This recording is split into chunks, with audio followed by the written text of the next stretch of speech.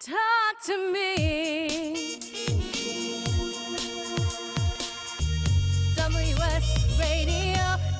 WSRadio.com. Accomplishment Coaching is proud to present the following fine programming. Accomplishment Coaching, where coaches lead and leaders coach. AccomplishmentCoaching.com. Welcome to the Coaching Show with your host, Master Certified Coach Christopher McCullough. Don't even want to wait for him to get it out of his mouth. Thank you very much, Dick Warren. I'm delighted to be back in the chair after a little bit of a foray to, I went to France. I went to Paris, France. That's where I went. And standing instead, in my good stead, which is a phrase you don't hear that often anymore. I don't even know what it means. Was the great and powerful Michelle Aiken and the lovely and delightful Clarice Connolly. How did it go with the fabulous Jen Sincero? Yes, very Italian. It was amazing. It was such a good episode. Even Amber McHugh before that was phenomenal. But Jen is my idol. So Right. Did you get all tongue-tied? And I did. I definitely dorked out for a good majority of the show. But I got some really powerful questions in there. She left us with some really good tidbits and information to kind of wrap your mind around. And Did she declare you or any of our listeners a badass? no. Oh, that would have been really good. Gonna have to have her back, yeah. Yeah. All right. Well, Next thank time. you. Thank you Full very hour. much for doing that, and an extraordinary show. So, if you're listening live, you want to also check out the archives and get Jen Sincero, author of "You Are a Badass" and "You Are a Badass at Making Money." That was last week. This week, an extraordinary show. I want to catch up with you because I want to share and have you share, but mostly we got to get to work because these are extraordinary guests and we're delighted Yes. to have them. What do we need people to know? I was in Paris, France. Everything's fine. I was there. There was a little incident, but there were incidences here. There are incidences all over. Everything fine. Extraordinary trip. Everything went perfectly. Do you ever have that on a vacation where everything goes perfectly? Yes. Yeah. It's been a while, but yes. The biggest drama was we had to wait 20 minutes for a table at one of our favorite restaurants in Paris. So if that's your life, you got no complaints, right? Right. Yeah. That's what I'm saying. What about you? Anything you want to share with the class about your life? I'm working on the good old mother wound, and thanks to coaching, I've definitely made some strides, and we've really created a different relationship. And so, You mean in a relationship with your My actual mother? mother. Okay. A mother wound isn't Yeah. like something. no, No. it's a thing. Okay. It's hard to It's not a physical It's a thing. whole nother episode. I'm but a yes. dude, just remember. Oh, valid. guy, yeah. Super valid. But yeah, me and my mom, I became unattached to results and expectations, and we've actually created this amazing relationship. And I'm really looking forward to our second guest and having that kind of conversation about, leading the horse to the water and her finally taking a drink. And so it's great. Author of one of my favorite books, one of our favorite books, Undefended Love, and her newest book, Hidden Blessings. So I guess you found some hidden blessings and some undefended love. Nice job. Yeah.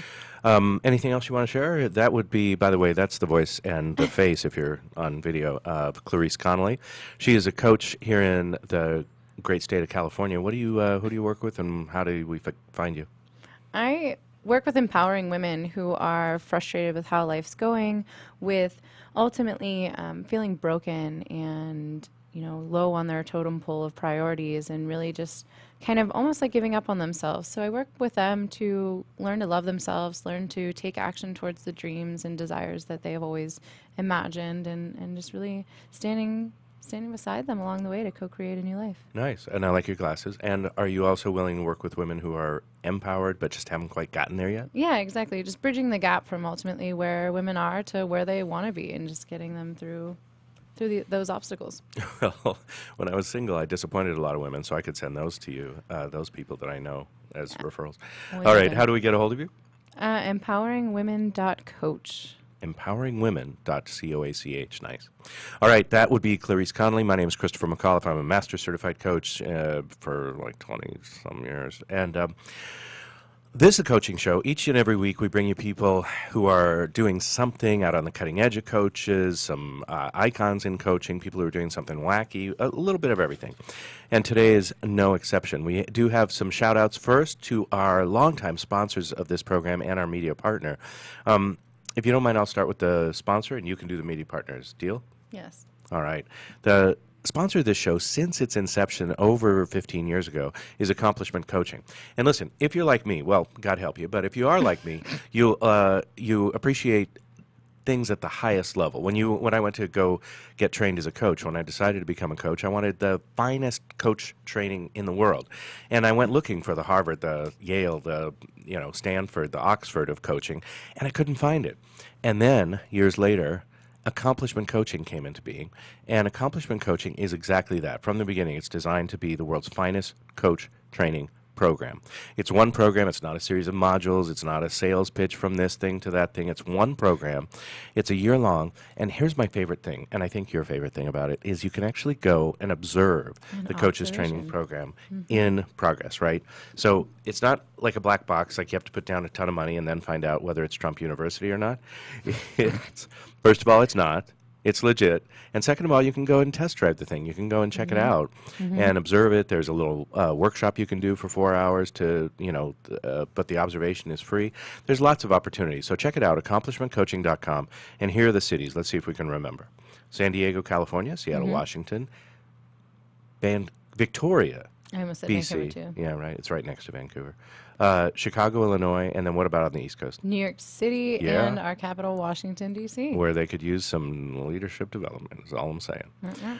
Okay, so Accomplishment Coaching, check them out, the world's finest coach training program. And what about our media partnership? The ICF, so the International Coach Federation, provides us the opportunity to support the folks involved in the association, and it's also actually known as ICF, so that's probably how you'll hear us refer to it. ICF is the leading global organization dedicated to advancing the coaching profession by setting high standards, providing independent certification, and building a worldwide network of trained coaching professionals. So the ICF is actually the world's largest organization of professionally trained coaches. So join and also get all the benefits. It's committed to connecting professional coaches with the tools and resources they need to succeed in their careers. And they have a ton of resources on that site. Go to coachfederation.org and check it out. It's amazing. Yeah, Sign her up. and we have an ICF representative every third Thursday of the month. So they give us a ton of news and information and learning. too. Yeah, and there's new PCC markers coming out, and there's all sorts of happenings, including the first global ICF conference in like 5 years. So you want to check that out. It's ICF Converge. Going to be in, I think, August in Washington, D.C., which is a swamp in August. But you should go anyway because it's indoors, and it's extraordinary. Anyway, you can find out more by going to coachfederation.org or follow ICF on Twitter at ICFHQ. at ICFHQ, at ICFHQ.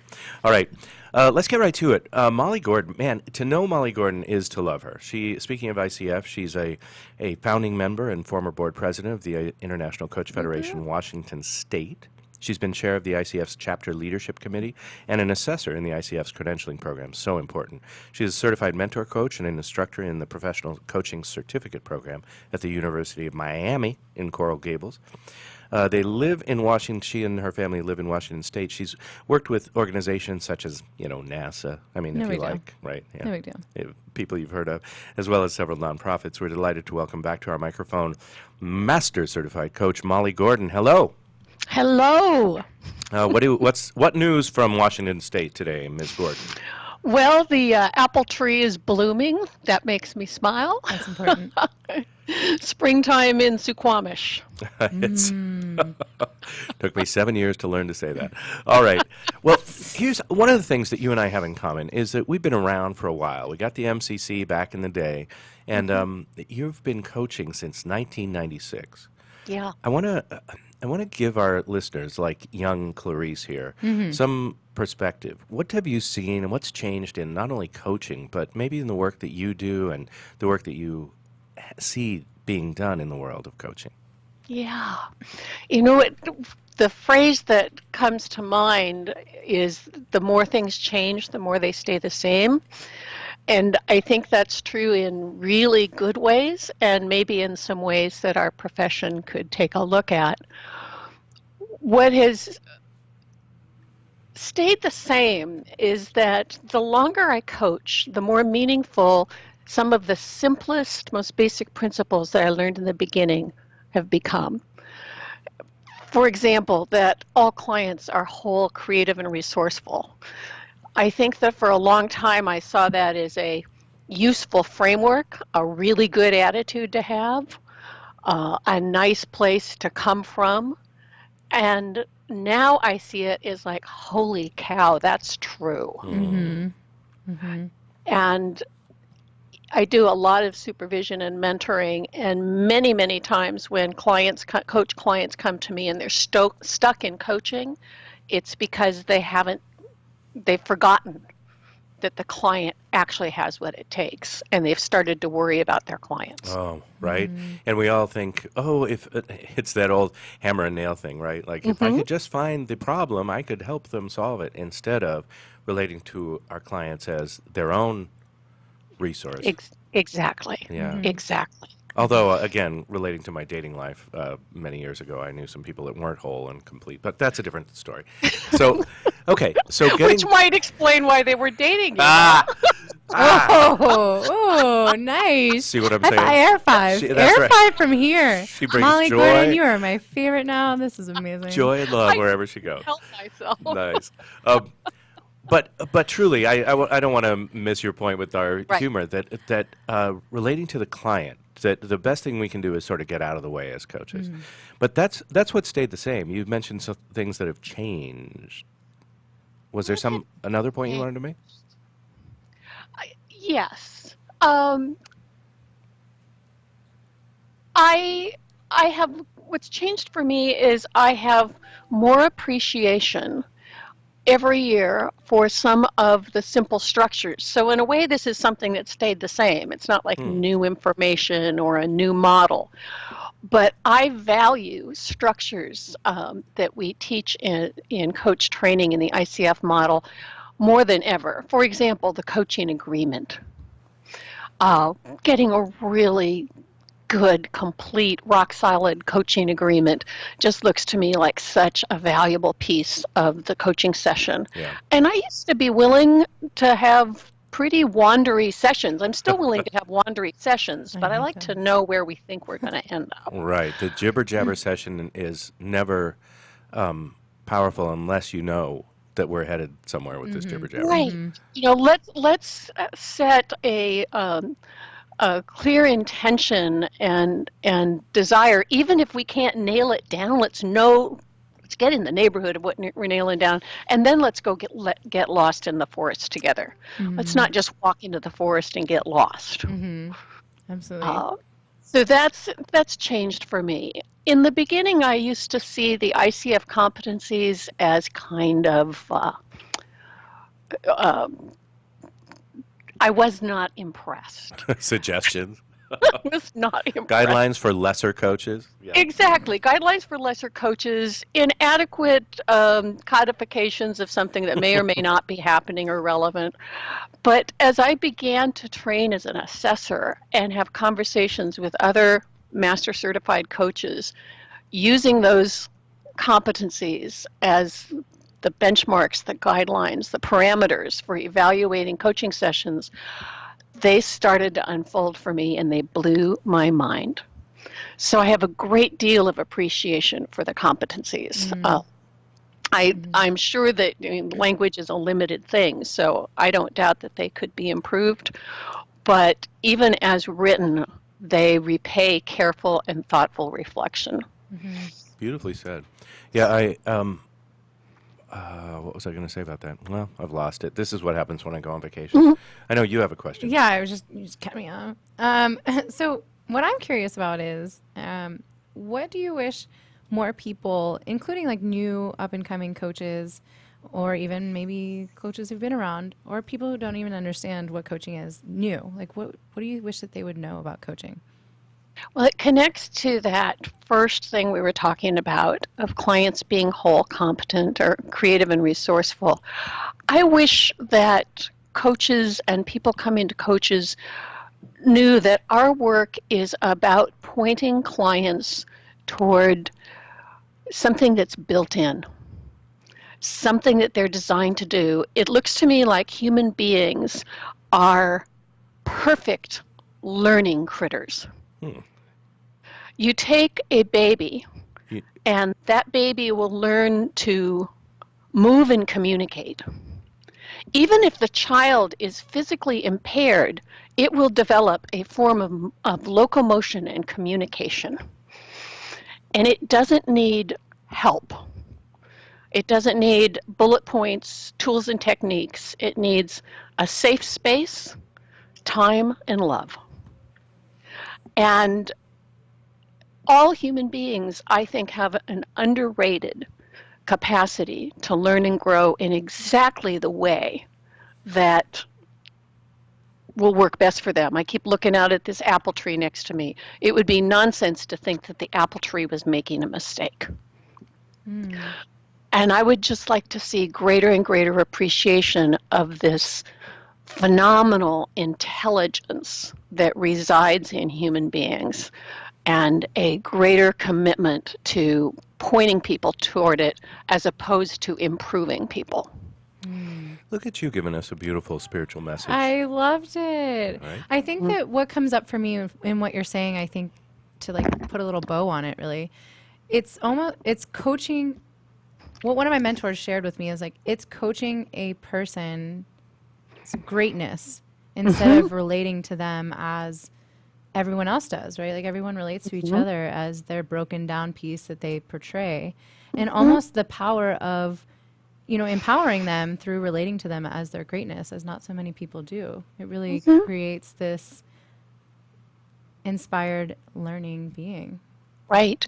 And with a really loose, open and curious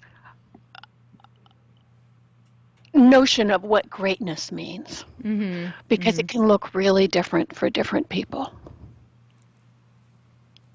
One of the things that we're fighting over in the background here is you and I separately have spent large parts of the last 20 years training and mentoring other coaches. And just between us, I got to tell you, I was completely unprepared for how much of my life would be spent listening to bad coaching with that career. No kidding. Right? I was like, oh my gosh, another one? Okay, all right. Here's what's missing. Here's how that could be improved. Let's mine your brilliance and all of those hours of experience of yours. As a coach, mentor, as a trainer, what are the areas, if you could wave your magic wand and give all coaches something, what are the blind spots that you would have people address immediately throughout the coaching universe? Get an agreement and begin partnering from the very beginning. And partnering has to do with both giving the client their voice, giving the client a bigger role in the session, and not just checking in to see if the client agrees with the coach. Nice. And not just asking, where do you want to go now? I mean, I think the coach brings something important to the table. I've been pointing students these days toward the difference between asking questions and partnering to solve problems, which is what it looks to me like most beginning coaches are aiming, and asking questions and partnering with clients to access the client's creativity, to access the client's innovation, to explore the client's values. That there's a fundamental difference between coaching the capacity of the client to go where the client wants to go and even to dream up a new place to go, or coaching the client to solve a map problem. It's really beautiful. Let's get down and dirty. What's the one phrase or notion that you would remove immediately from all coaches' minds? Where do you want to start? Okay. It's a well-intentioned partnering question that it leaves the poor client flat because they're going, well, if I knew, right. I wouldn't be here. In Venice, Paris, let's play this round robin. Are you willing, Clarice? Okay. So the phrase that I would eliminate forever from coaches is, what would that look like? How about you? Oh. Ooh, I don't know. Ask her first. Okay, I'll do one for you. Okay. Say more about that. I hate that one. Molly, how about you? You want to play? I'm reluctant only because I think it's less the phrasing than it is the come from. Oh, fair enough. Oh, the You're tone. right. No. The tone gets me. Or every the, time. Yeah. like, I don't have anything else to say, so I'm going to say this automatically, right? Yeah. Exactly. What's this really about? Exactly. Because there are times when, say more or and or what else are really useful. Right. Fair enough. Are they coming from curiosity? Are they coming because you don't know what else to say? Right. Occasionally, I'll ask it because I don't know what else to say, to be perfectly honest. Or are they coming out of a model that is standing between the coach and the client? I want to Oh, have that's a all good point. coaches, when they don't know what to say, actually look at their client and say, I don't know what to say right now. Exactly. I think that authenticity would be so delightful. That does. Absolutely. Absolutely. And, this is the other thing that occurs to me that I would really love for coaches and other people to know is that there is so much to be gained by not knowing. Beautiful. Wait a minute. Let's not get in a big hurry for an answer.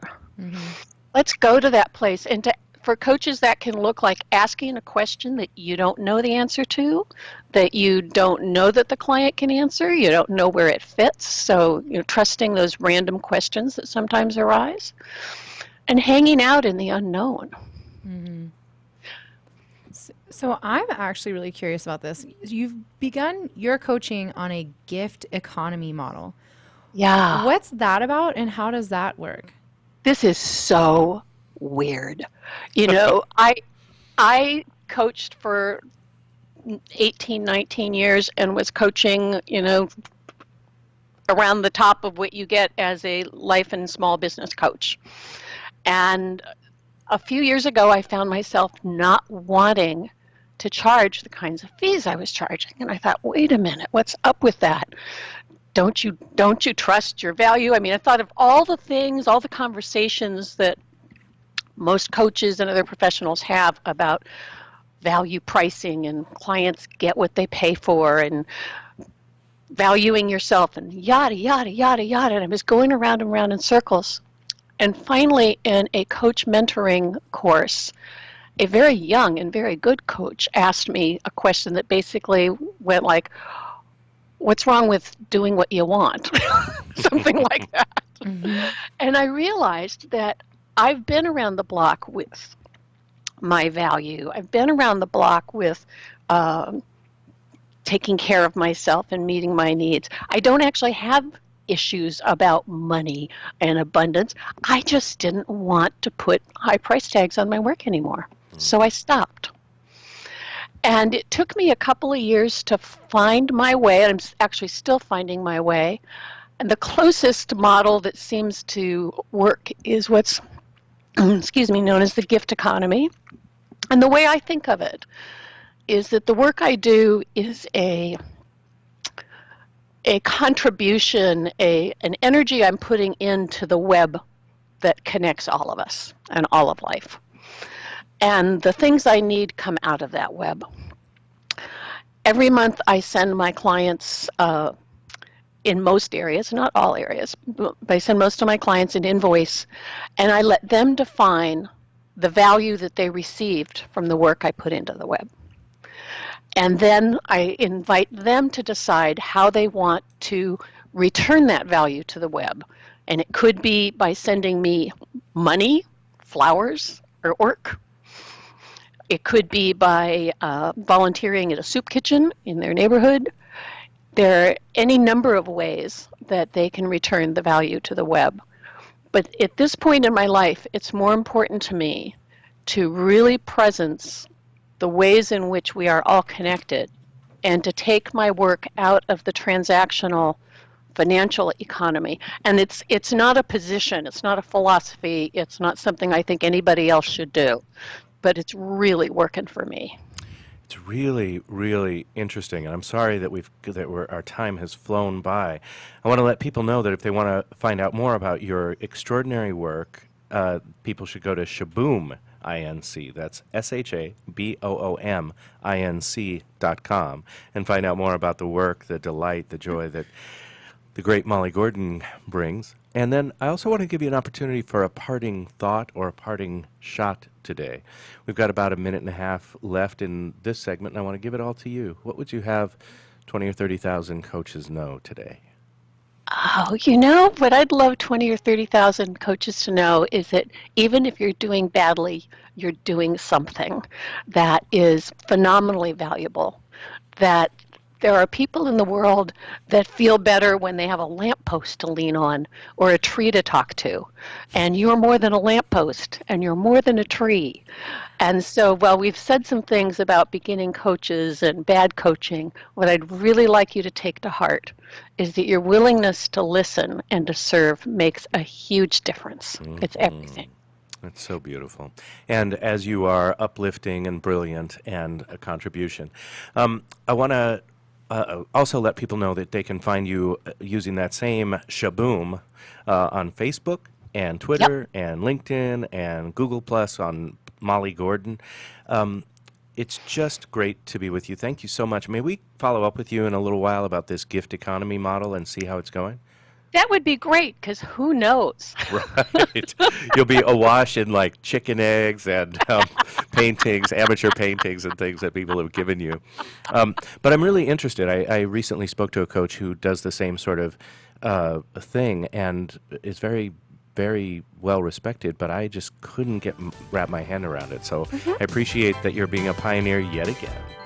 Thank you so much, both of you. All right. Well, that's the great Molly Gordon. When we come back, an extraordinary conversation with Jet Saris about undefended love and the hidden blessings, midlife crisis as a spiritual awakening. You're listening to The Coaching Show right here on WSRadio.com. Hi, Mary. Our growth has me looking for new furniture, but I can't find the right vendor. Can you help? For sure. Do you know a company that will give me a great value? For sure. Do you know a company that provides great selection? For sure. Do you know a company that is professional and responsive? For sure, it's Shore. Shore Office Warehouse has been providing great value, service, and selection for over 40 years. It's Shore, for sure. ShoreOfficeWarehouse.com. Hi, this is Rob Barnett, CEO and founder of VinVillage.com and the Wine and Dine Show on VinVillage Radio. Do you have a wine, event, product, or service to promote? Then contact VinVillage.com to reach thousands of wine lovers across the country. VinVillage connects like-minded wine enthusiasts with unique and exclusive wines, events, products, and services.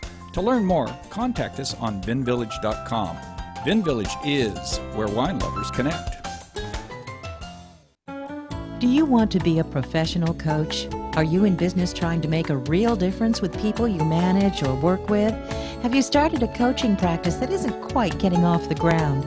Get the skills you need to be a successful coach today with the Coaches Training Program from Accomplishment Coaching. The Coaches Training Program will show you how to help others focus and be more fulfilled. Whether you want to improve your company's bottom line or create a thriving coaching practice, Accomplishment Coaching can give you the distinctions and practices you need to coach others effectively today. Accomplishment Coaching has spent 6 years developing a cutting-edge coaches training program that will have you ready to coach people professionally in just 12 months, and you don't have to take time off work to do it. To find out more about the Coaches Training Program, just call 1-888-548-6813. That's 1-888-548-6813. Gotham Books presents Marriage Rules by Harriet Lerner. The book Martha Beck calls required reading for anyone hoping to interact successfully with any other human, not just for those in romantic relationships. Get your copy wherever books and ebooks are sold, and visit harrietlerner.com to learn how to change your marriage today.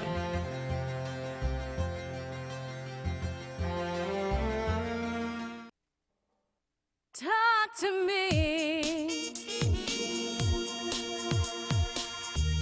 WSRadio.com.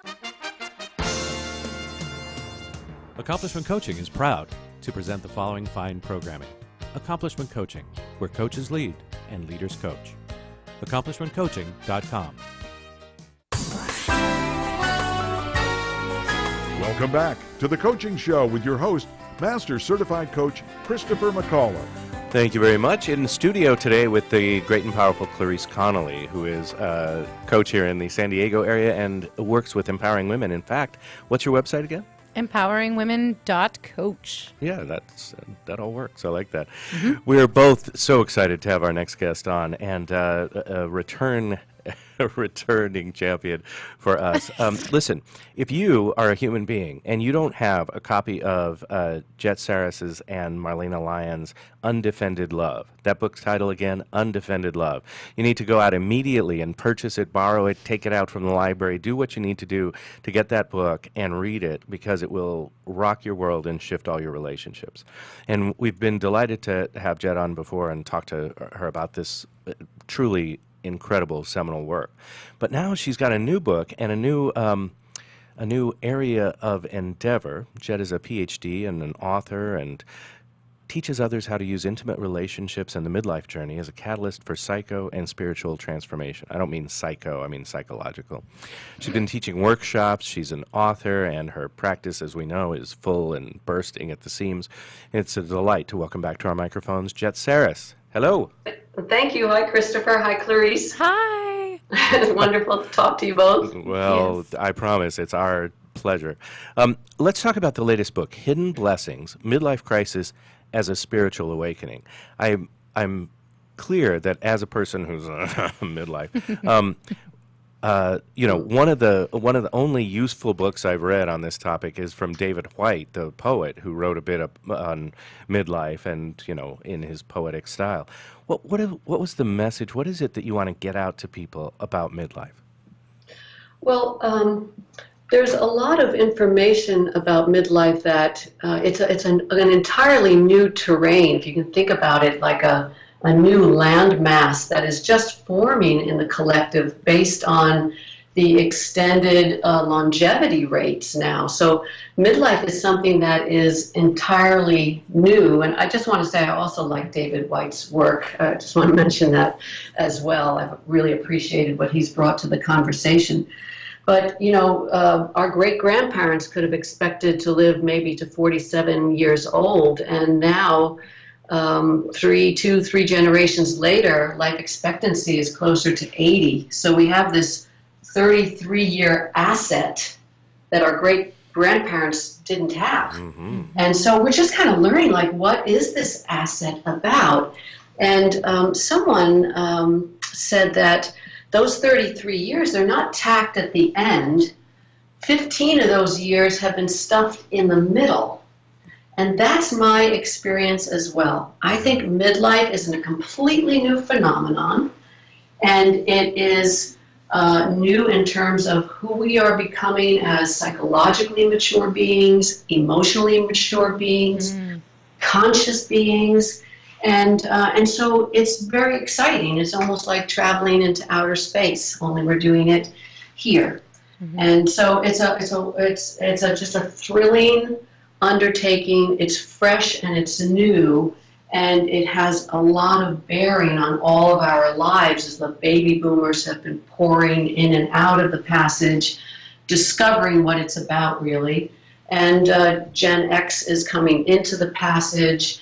And so we're forming an entirely new part of human consciousness and human reality.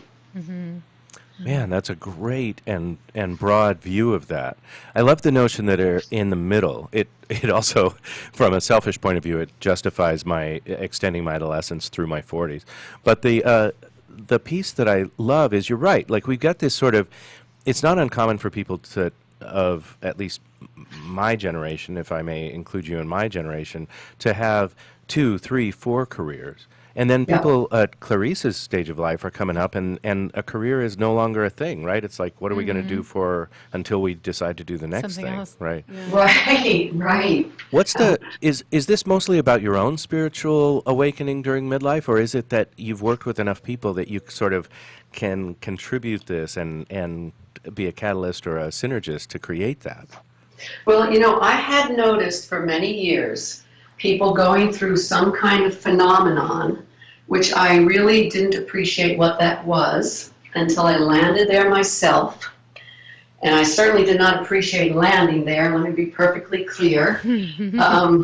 But I had noticed the phenomenon and didn't know what to make of it. And then when I landed there myself, it is such a dramatic shift in consciousness that I floundered for many years, and writing has been my way of just really getting a grip and staying conscious and trying to follow the thread. And so I clung to writing to try to figure out what was happening to me. And my midlife was on the dramatic side. It was very disturbing, very disquieting. It was I was upended in many ways. And there are more dramatic versions and there are less dramatic versions.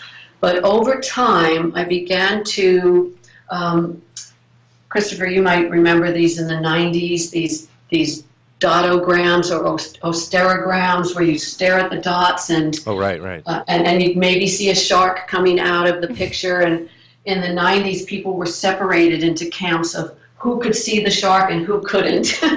And I was one of the ones who could not see the shark. But I kept peering into this myriad of dots, looking for the patterns. And over time, I began to feel, sense, identify the patterns. And I've been looking at these patterns very closely, pretty much around the clock for 17 years.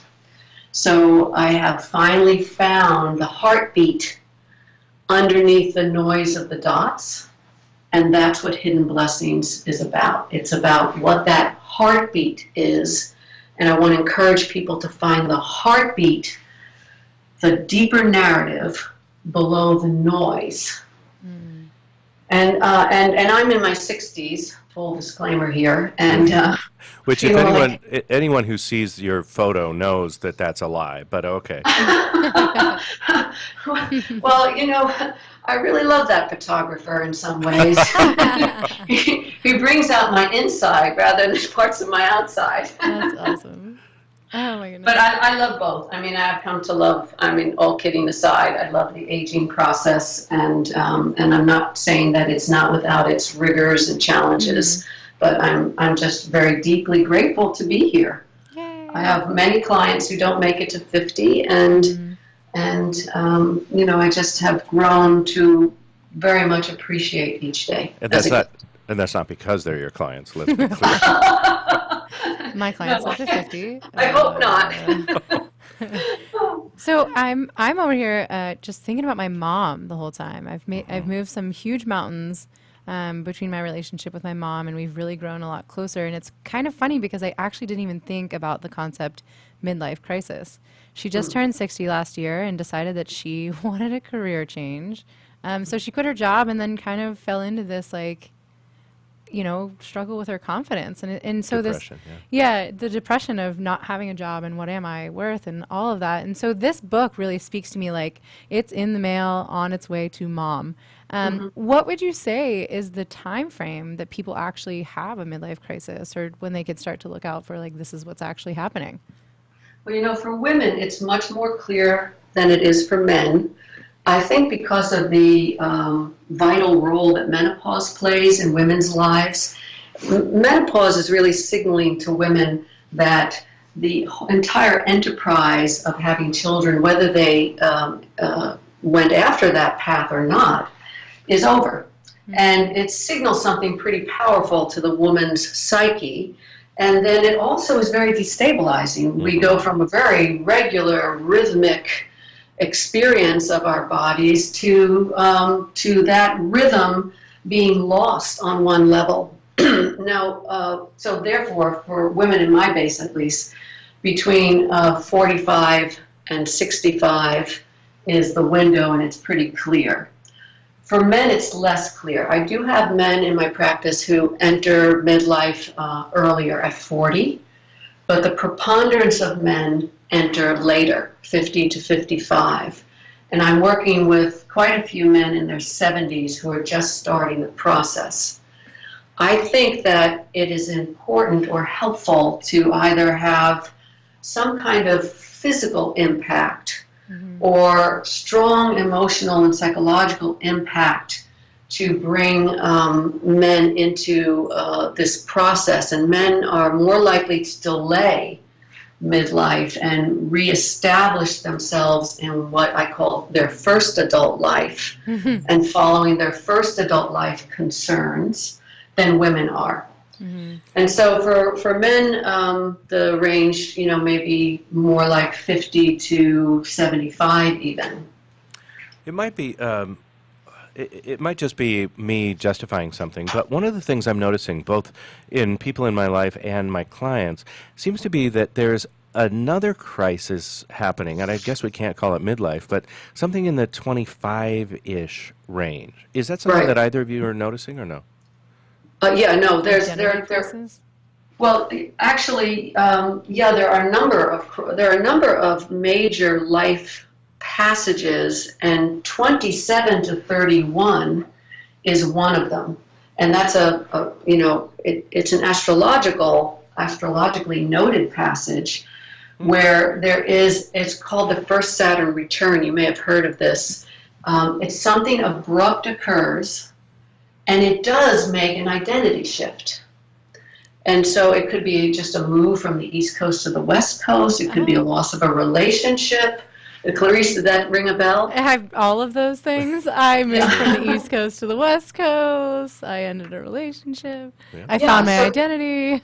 You found your first adult psychological identity. So to be clear, it's an abrupt movement that has an equally abrupt response, and the response in some way solidifies our identity, our first adult life identity. We become conscious of it. Then between 38 and 42, we go through another passage, which I call the adjustment passage.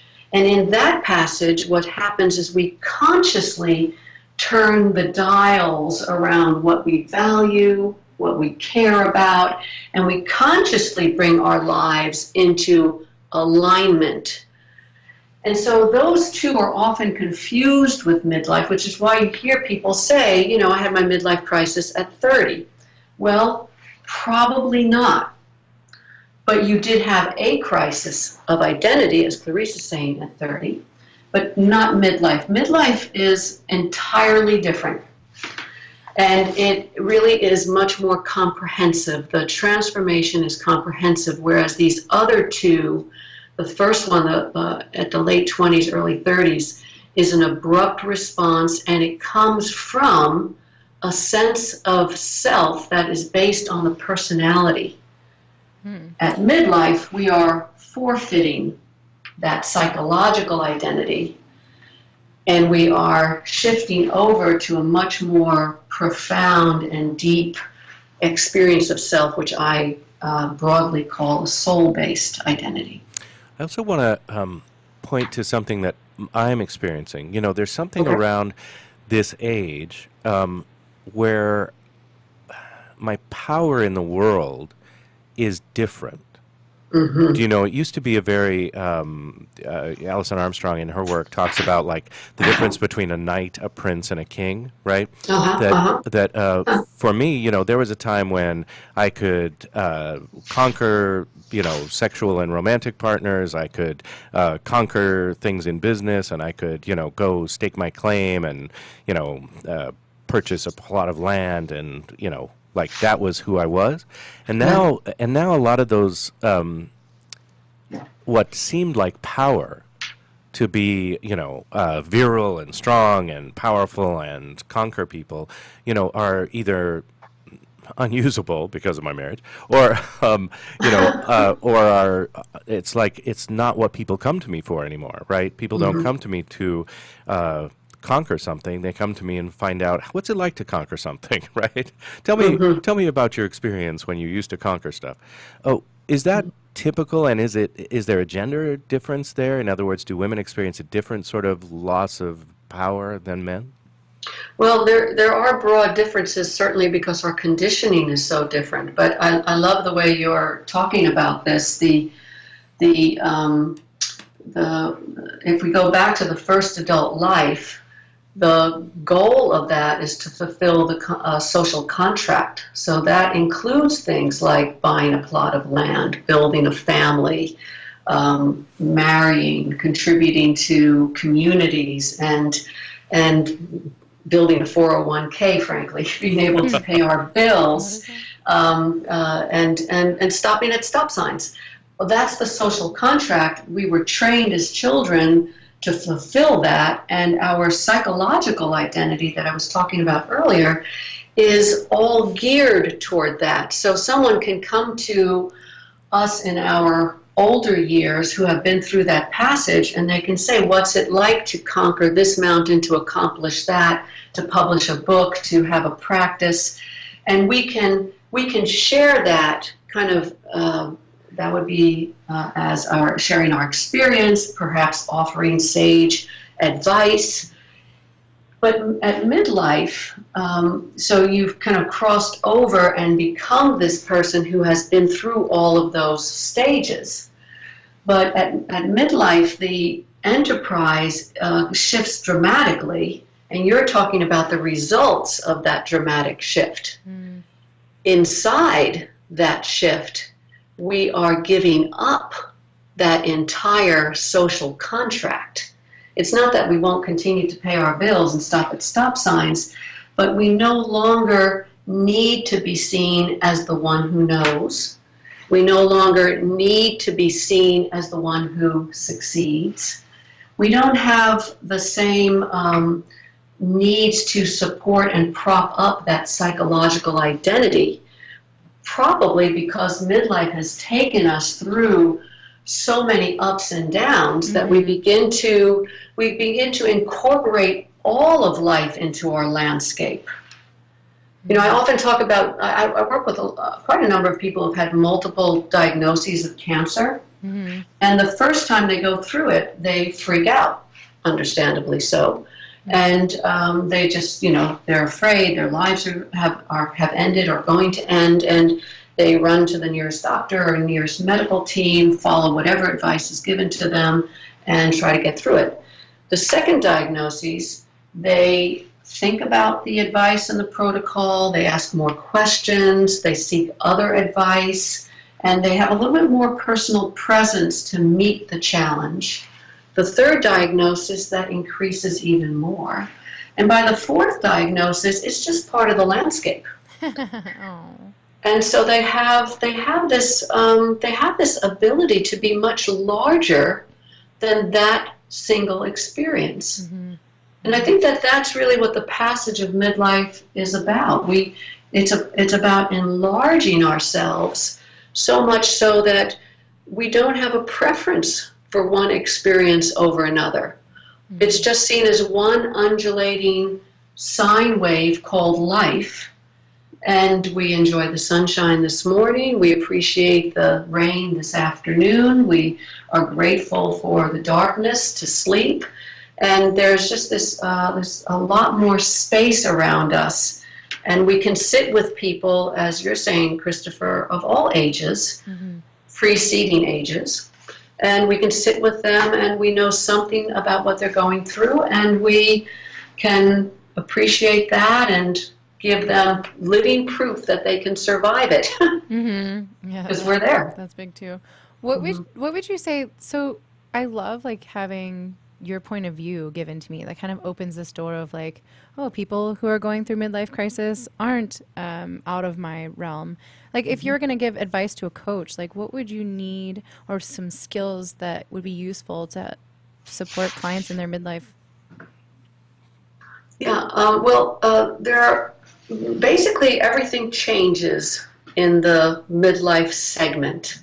And so Carl Jung's famous for saying that the instructions for the afternoon of life must not be the same as the morning of life. He's talking about that first adult life and the second adult life. Mm-hmm. And so one of the things about midlife that's very important is actually failing.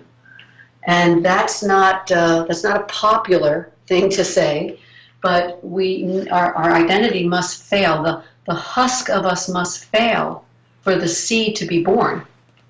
And so a coach needs to know that and not try to get that person to have a good experience, so that the only part of them that can meet that distress, that deeper self, rises up, shows up. So the coach is no longer giving advice. The coach is witnessing, companioning, loving, caring for, being the beacon of hope in an otherwise sometimes very dreary landscape. Mm-hmm. So the coach has to have a lot of courage to watch someone go through what can feel to them sometimes like their demise, and not lose faith in life, not lose faith in the process, not lose faith in their client and their client's ability to make it through. The client's birthright, it's the birthright of a caterpillar to become a butterfly. So there are specific tools. I don't know how much time we have. We've got for about those. 3 minutes left. Okay, yeah, probably not enough to talk about too many specifics. I think failure is really important. Feeling more rather than less is very important. And visioning it is not a time to vision, because when we employ visioning techniques with our clients in midlife, they are visioning from a caterpillar's consciousness. They will only produce twigs. They will not produce a field within which the being will soar. So they can only reproduce from what they are living in. And then I guess really good. The last one I'll just mention is we don't reframe in midlife. You know, it's a very important skill for coaches and all guides to reframe what's happening. Midlife, we don't reframe. We allow ourselves to be reframed. When we have a stroke, we don't reframe the stroke. We allow the stroke to reframe us into a being for whom that stroke is an unfolding. And that is these are all shifts on that surfboard that take us in an entirely different direction with our clients. Any one of those is so brilliant, and I'm so grateful that you're articulating them so beautifully for us. Mm-hmm. As you've heard, our time has flown by. We've got about just over a minute left, and okay. I want to give it all to you. I noticed that I want to sort of comment on everything that you've said. I know, but me too. I'm like, oh. The most valuable thing for our listeners is probably to turn that time over to you. If you could give our listeners another gift before you leave, what would you have us 20 or 30,000 coaches know or take on today? I think I actually woke up at 2 a.m. thinking about a question like that. Wow. And I think you spoke to this earlier, Christopher. The experience after midlife is a little, before and after is like this. If you take a teaspoon of salt and you put it in a cup of water, it tastes one way. If you take that teaspoon and you put it in a lake, the change in taste is almost imperceptible. We are helping our clients become a lake. No. We're moving from a cup to a lake, and that's the most important thing, I think, to hold in our consciousness, so that all of life is just the beautiful, nourishing experience of that lake, and those little teaspoons of salt and grains of sand that irritate us, they go away. Yeah. So beautiful. Well, thank you. The website is Jet Saris. That's JETTPSARIS. That's JETTPSARIS. There are upcoming workshops, including one starting May 25th, about Hidden Blessings, Midlife Crisis as a Spiritual Awakening, and the books you must own are Undefended Love and Hidden Blessings, Midlife Crisis as a Spiritual Awakening. Thank you, my dear listener, for listening. We'll talk to you next week. You're first search for the right office furniture will be done when you walk into Shore for sure. In our 46,000 square foot warehouse, you are sure to find the right new or used desk and chair for your home and office.